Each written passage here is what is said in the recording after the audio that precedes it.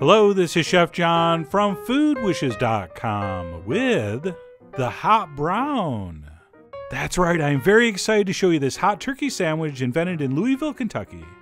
And you know something has to be extremely delicious to become very popular, despite being called a hot brown. And by the way, if it makes you feel any better, the name actually comes from the fact that it was invented at the Brown Hotel in Louisville. Apparently as a way to absorb some of that bourbon that the hotel guests were enjoying late into the night. Which, by the way, totally works. But anyway, let's go ahead and get started. And the first thing we're going to need is some roast turkey. And what I have here is about a 2-pound piece of boneless turkey breast.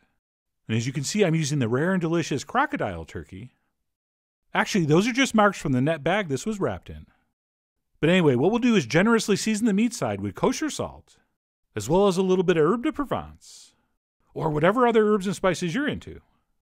And of course, if you don't want to bother with this step, and just want to swing by the deli for some thick-cut turkey, that's fine. You are, after all, the Carl Anthony Towns of your Kentucky hot browns. But using freshly roasted does take this up to another level. But anyway, we'll do some salt and herb on the meat side. And then for the skin side, we'll go with just salt. And we'll want to be fairly generous. And then once that's set, we'll go ahead and transfer that into some kind of baking dish that's been lightly greased with butter or oil. And then what we'll do is pop that into the center of a 350-degree oven for about 45 minutes to an hour, or until it reaches an internal temp of 148. And the best way to monitor that is with one of these probe thermometers. And as you can see, I'm almost there. So I waited for that sensor to beep at 148, at which point I pulled it out, and it looked like this. And then all we need to do is let that cool down before we slice it. And if you're thinking 148 sounds like kind of a low temperature, well, it's not. Because of the carryover heat, that's going to actually raise to about 155 at least. But anyway, we'll go ahead and let our turkey cool down. And then if we want, because our oven's already going to be on, we can go ahead and partially cook our bacon that we're going to put on top later. So that's what I'm doing here. I'll cook that bacon for about 10 to 15 minutes or so, or until it's approximately 50% cooked. And there are other ways we could do this. We can actually microwave the bacon, or just put it on crisp at the end. But this is my favorite method, and you'll see why later. And then what we'll do once our meats are complete is move on to our Mornay sauce, which we will start by melting a couple tablespoons of butter over medium heat, into which we're going to stir a couple tablespoons of flour.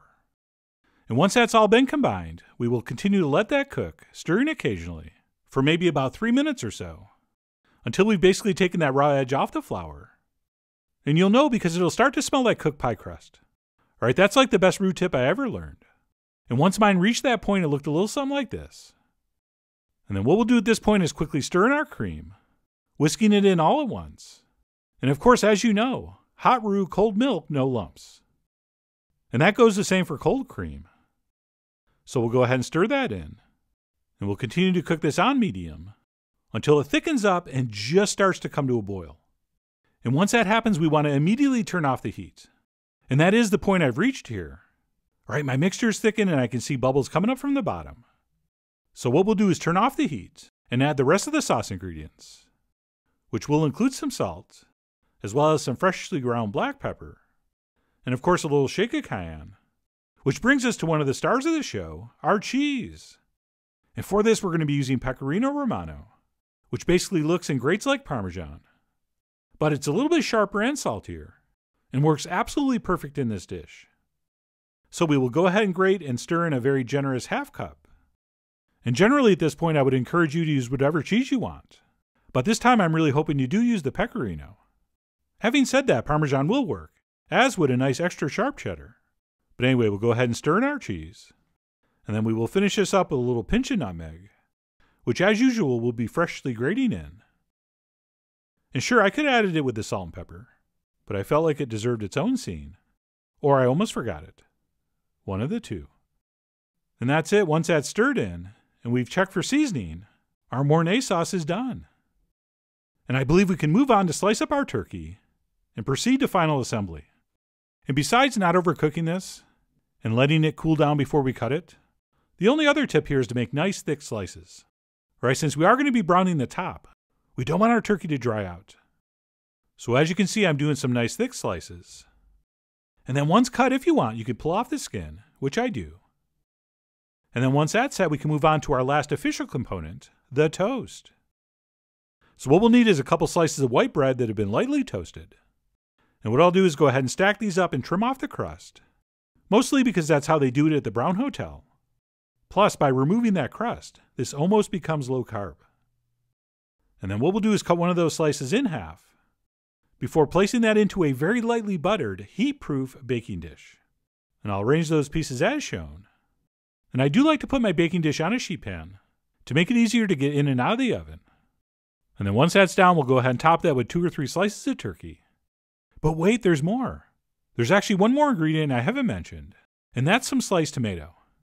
And what we'll do is place a couple slices between our turkey, and then maybe a couple halves on either end. And by the way, don't even think of using some beautiful vine-ripened tomatoes here. All right, this is going to work best with those virtually tasteless supermarket tomatoes, which is what they'd use in literally every hotel in the world. And then once our toast has been turkeyed and tomatoed, we will go ahead and spoon over our sauce. And my basic approach here is to ladle over enough so that everything's covered, which if I'm not mistaken is probably a little less than they used at the hotel. All right, there you're probably getting an extra ladle or so. But keep in mind we did use cream and not milk, so the sauce is quite rich, and we want to be careful not to overdo it. And then once we've ladled or spooned over whatever we think is enough sauce, we'll go ahead and top this with a very generous grating of pecorino. And yes, I said generous, and I mean generous.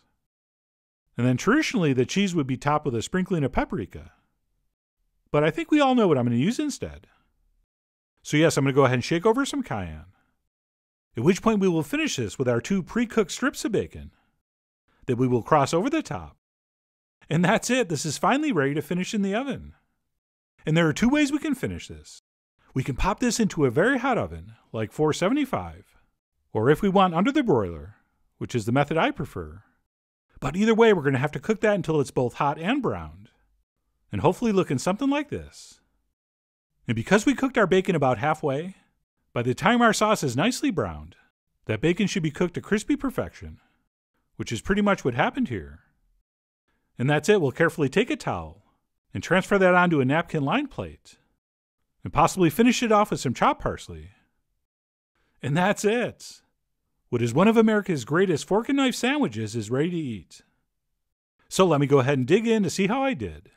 And I'm going to start off slow and just go for a little piece of turkey, which because we roasted our own and sliced it thick is still beautifully moist. And while turkey breast can be kind of boring, not when coated with that pecorino spiked Mornay sauce, which as I mentioned just works absolutely perfect here. And now that my mouth is acclimated to the awesomeness, I'll go in for a much bigger bite with hopefully all the components. And by the way, while those tomatoes might seem like an afterthought, they're actually quite important here. Right, that little bit of juicy acidity really cuts through the richness of this dish. And while this is incredibly tasty and does seem quite decadent, it is not what I would describe as super heavy. So I really do love everything about this. But anyway, that's it. My take on the hot brown, featuring 4 or 5 very simple components that when combined like this amplify each other's deliciousness, creating something truly magical. And so good you don't even have to be drunk on bourbon to enjoy it. Although that does help. But either way, I really do hope you give this a try soon. So head over to foodwishes.com for all the ingredient amounts and more info as usual. And as always, enjoy.